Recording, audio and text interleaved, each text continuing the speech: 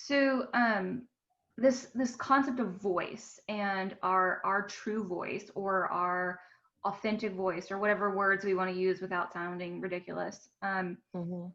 Like I hear some of that in you and saying I was a poet who had to like make food. And I'm a single mom with 3 kids. Like I get it. Like I want to do some other things and I need to I get to read Audrey for grad school, but I have to make chili for dinner tonight, vegetarian chili. Right. Um, and so like Right. I think it'd be interesting. I'd love to hear a little bit of your unpacking of like what it meant for your voice to be poetry, and then what it needed, what your voice needed to be for like your family or your life, and then how that turned into, it sounds like, your profession. Like do you know what I Mhm. mean? Like it's like, okay, you're this poet, you're clearly gifted. Like your words speak to me. They speak to all of us, I think.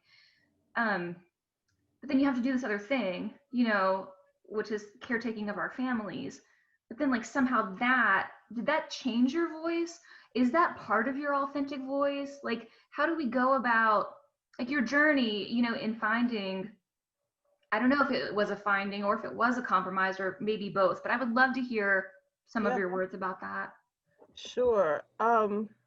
For me, it was so my voice. I've always had like a gift. So I have a gift with communication. Like that's one of my gifts. But for me, it was less about voice and more about my mind.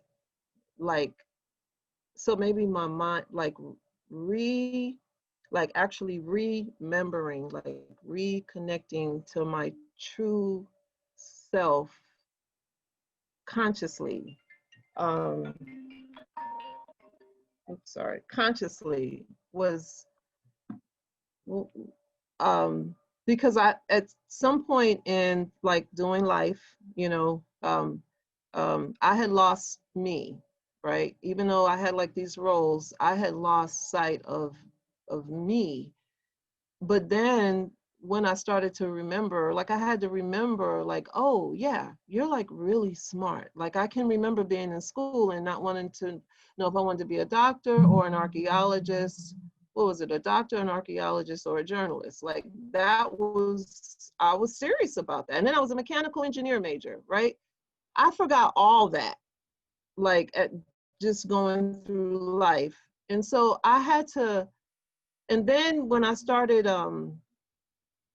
waking up, um, and becoming, I do like a lot of community organizing and learning about race equity and learning that like it was a race, this whole idea is just like a construct, right? It's not even, it's a lie biologically.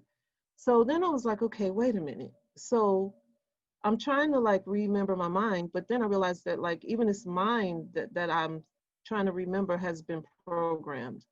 So like who am I truly? Like who am I truly? Like, and then I can remember during this time, well, this is I'm talking years, where I was like, wait a minute. I've been reading all these spiritual books and that on energy and love and consciousness and the universe is love and I was like, I don't feel that.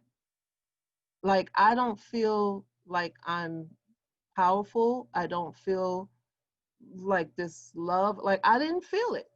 And so I told God or whatever you want to call it, consciousness. I was like, I'm not reading another damn thing until I can feel some of these concepts that I understand.